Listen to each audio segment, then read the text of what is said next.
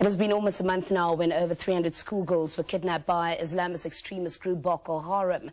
Thousands of Nigerians have taken to the streets since then to demand their government and other international bodies to do something about it. Now, while hundreds of Namibians have also taken to social media, there is a group in Namibia that says enough is enough and that just social media alone will not help.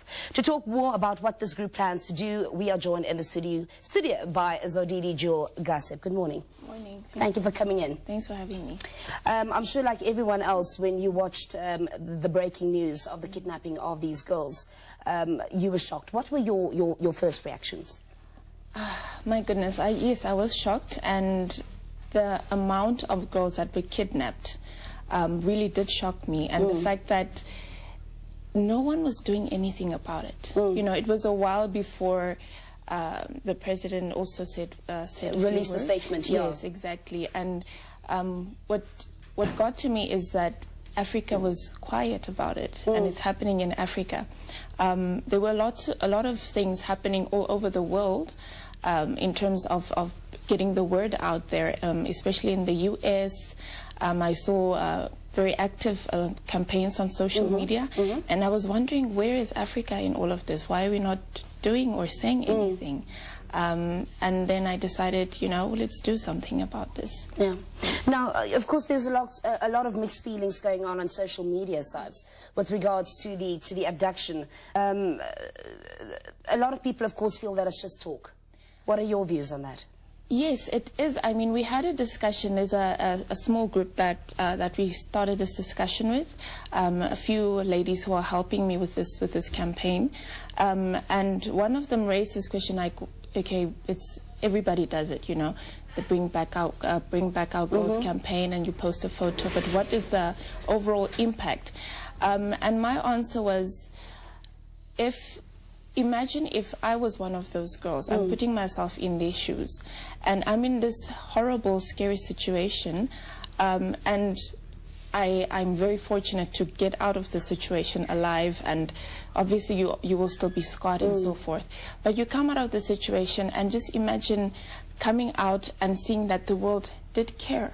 You know, the world was doing something, and that you were not just forgotten and just left there to fend for yourself. Yeah. And I think it's very important. We are losing our humanity. Of course. There's a lot of things happening. And I think also with relation to the history of our continent, I mean, a lot of brutality has been directed towards the girl child, yes, you know, in many, many years. And I think people have just sort of, you know, they accept it as a bit of a norm, but it is not the norm. Yes, exactly. And that's why this, I mean, I've seen a lot of talk on social media, and people are like, yeah, so why should we get involved and so forth? And if not for the you know, to get a sense of yes, am I doing something or not, at least have a sense of humanity, have a sense of solidarity, that we are standing together, and that we are speaking for those who don't have a voice to speak for themselves. All right. Yes. So what action do you plan to take? Whew, that's the big question. Well, it started off very small.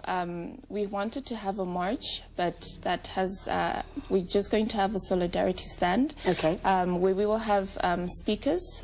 For instance, Ms. Rosa Namises, who will also be speaking. We've also invited Sister Namibia and also Her Liberty Namibia to also say a few words. We're hoping to get more people to come and speak. We also want the men, obviously, to be involved. I've had some very good reviews from people that I've spoken to about this. And the idea is, well, I started also an online petition. And the idea is also to have a petition at the event itself, where everybody who attends can sign, and that we can hand in to the High Commission of Nigeria here in Namibia. Now, Zodidi, what do you hope to achieve through this particular event?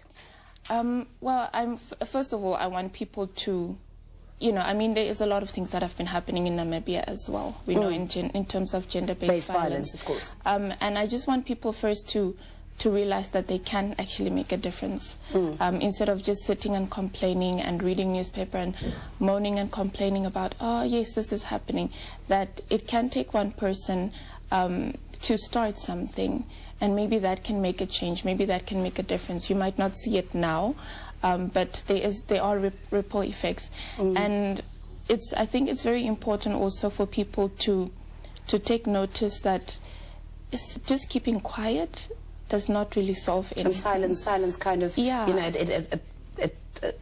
it includes the event, you know, it kind of takes it further. Yes, exactly. So perhaps this could be the start of something. I definitely will not stop at this. I'm hoping to get more and more people involved, and just to bring back that sense of Ubuntu that we have in Africa. Yeah.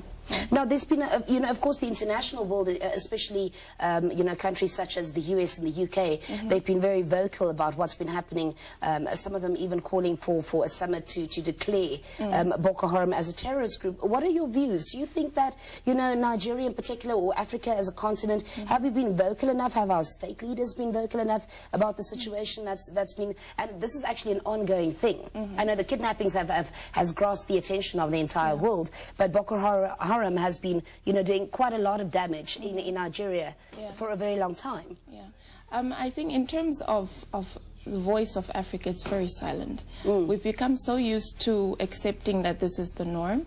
And not just in Nigeria alone, in Namibia, you know, with the gender-based violence. In the beginning, it was very shocking. And now you see it in the newspaper almost every second day, and it's like, oh, shame, this poor girl. And kind of loses that shock value. Yeah, exactly. And you know, in terms of what America and the rest of the world, you know, the Western world is doing, when is Africa going to start doing something? African leaders are quiet. I think it's time they stand together and condemn this. You know, why should other countries condemn what's happening in Africa? Africa should condemn what's happening in Africa.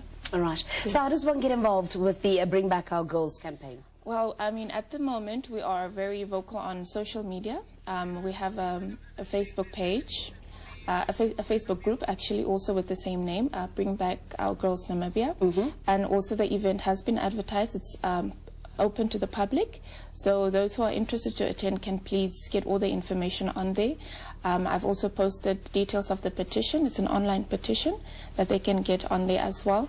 And for those who want to get in touch with me, I'm also available on Facebook with the same name. And also we will be placing posters from today all over town. UNAM, Polytech, IUM, basically you'll see the posters everywhere you go.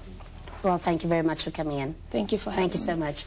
That was Zodidi Gazep, organizer of the Bring Back Our Girls campaign in Namibia. Please catch it on social media sites, Twitter, Instagram, Facebook. That's Bring Back Our Girls. Get involved in this cause and, you know, stand together and do something. Don't just talk about it. Walk the talk. The Central